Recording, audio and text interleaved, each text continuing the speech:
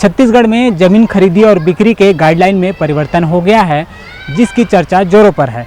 चाहे वो राजनीतिक हलचल में हो या फिर आम लोगों के बीच में हो, सिर्फ एक ही चर्चा है छत्तीसगढ़ के जमीन गाइडलाइंस की परिवर्तन को लेकर। नमस्कार, आप देखना शुरू कर चुके हैं एडिटर जी न्यूज़ और मैं हूं आपके साथ प्रवीण मनहर।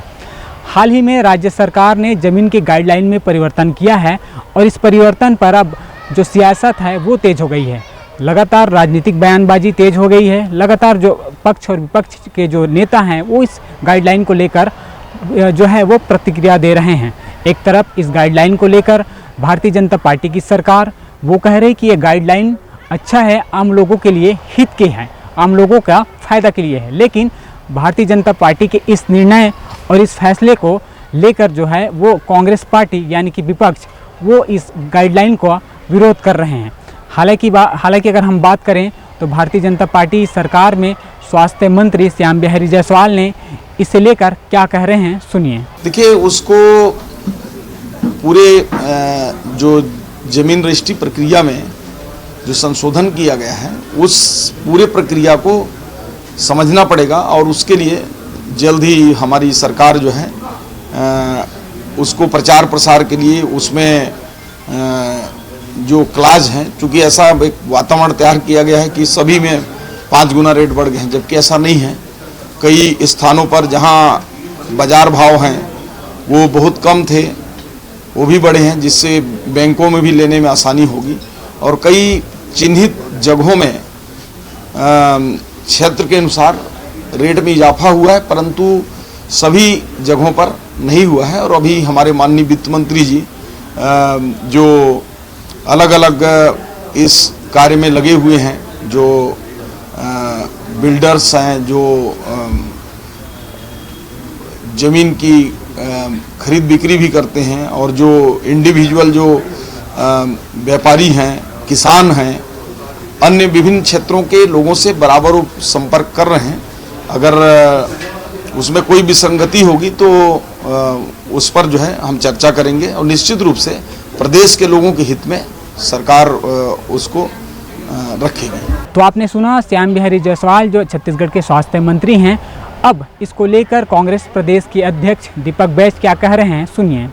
पूरे प्रदेश में जो जमीनों की गाइडलाइन दर सरकार ने बढ़ा दिया है, हम पूछना चाहते हैं इस सरकार से किसके फायदा के लिए जमीनों की गाइडलाइन दर को बढ़ाया गया है, सरकार को स्पष्ट करना चाहिए। कौन व्यक्ति ऐसा है जो सरकार फायदा पहुंचाना चाहती है कि सरकार अपनी 2 साल की ब्लैक मनी को, 2 नंबर के पैसा को सफेद कर सके, भ्रष्टाचार की काली कमाई को सफेद कर सके, इसलिए गाइडलाइन दर बढ़ाया गया है। मतलब 4 गुना, 800 गुना से अधिक, ये कैसे संभव है? पूरे प्रदेश में गरीब, मजदूर, मध्यम परिवार, किसान जमीन कैसा खरीद पाएगा अपने घर बनाने के लिए? पूरा रजिस्ट्री देखेंगे, ऑफिसों में चौपट हो चुका है, कोई जमीन खरीदने को तैयार नहीं है। फिर सरकार किसके लिए ये योजना लाई है, किसको फायदा पहुंचाने के लिए? सरकार को स्पष्ट करना चाहिए। इससे आम जनता का क्या फायदा होगा, गरीब का क्या फायदा होगा, और छोटे मोटे जमीन का कारोबारों को भी इस सरकार ने तबाह कर दिया है। बृजमोहन अग्रवाल जी, उनके पूर्व मंत्री, भारतीय जनता पार्टी के वरिष्ठ नेता ने चिट्ठी लिखा। उन्होंने भी इस तरह की गाइडलाइन दर का विरोध किया है, खुलेआम विरोध किया है पत्र के माध्यम से। फिर सरकार को स्पष्ट करना चाहिए कि बृजमोहन अग्रवाल जी ने जो चिट्ठी लिखा है सरकार को, जो विरोध किया है सरकार के नीतियों के खिलाफ में, कि ये नीति जन विरोधी है, कल्याणकारी नहीं है, सरकार को जवाब देना चाहिए। बृजमोहन अग्रवाल जी ने जो चिट्ठी लिखा है, क्या वो चिट्ठी जनहित में है या फिर सरकार के कामों को सवाल खड़े करती है? अगर जनहित में है तो धन्यवाद देता हूं बृजमोहन अग्रवाल जी को कि उन्होंने एक हिम्मत करके इस सरकार को आईना दिखाने का काम किया, इस सरकार को बेनकाब करने का काम किया। हाँ, अगर बृजमोहन अग्रवाल जी ने गलत चिट्ठी लिखा है तो हिम्मत है भारतीय जनता पार्टी और सरकार को उनको नोटिस देगी। कांग्रेस इस बात को लगातार कहते रही है कि जमीन बढ़ी हुई गाइडलाइन दर छत्तीसगढ़ की आम जनता के हित में नहीं है। ये सरकार कहीं ना कहीं अपनी हठधर्मिता की वजह से, अपनी एक मंत्री की जिद के वजह से पूरी छत्तीसगढ़ को तबाह कर रही है।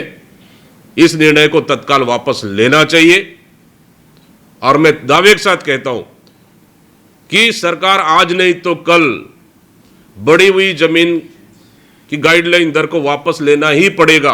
आज पूरी आम जनता त्रस्त है। इसको लेकर आने वाला समय में कांग्रेस प्रदेश में बड़ा प्रदर्शन करने की तैयारियां कर रही है। तो आपने सुना दीपक बैज को, जिन्होंने साफ तौर पे कहा कि इस जो निर्णय है, इस नए गाइडलाइन है, उसको सरकार को वापस लेने की बात कह रहे हैं। लेकिन इन सब के बीच एक बड़ा सवाल है कि नए गाइडलाइन तो जारी हो गए हैं, लेकिन इसका जो फ़ायदा है वो आम लोगों को मिलेगा या फिर सरकार को मिलेगा, क्योंकि जो खरीदी बिक्री का जो रेट है उसमें कई गुना इजाफा हुआ है। इसको लेकर आम लोगों में भी काफ़ी गुस्सा है, काफ़ी नाराज़गी है। हालांकि इसको लेकर भारतीय जनता पार्टी के जो सांसद है रायपुर के बृजमोहन अग्रवाल, उन्होंने भी अपने ही सरकार को पत्र लिखा है और कहा है कि इस जो गाइडलाइंस है उस पर अभी रोक लगाना चाहिए, इस पर सरकार को विचार करना चाहिए। बृजमोहन अग्रवाल ने पत्र में बहुत सारी चीज़ लिखी हैं जो ये दर्शाता है कि कहीं न कहीं जो इस सरकार का फैसला है वो कहीं न कहीं नुकसानदायक है। हालांकि जिस तरीके से अब पक्ष विपक्ष एक दूसरे के ऊपर आरोप लगा रही हैं कि यह जो निर्णय है ज़मीन के नए गाइडलाइंस है वह कितना सही है या कितना गलत है, कमेंट करके ज़रूर बताइए।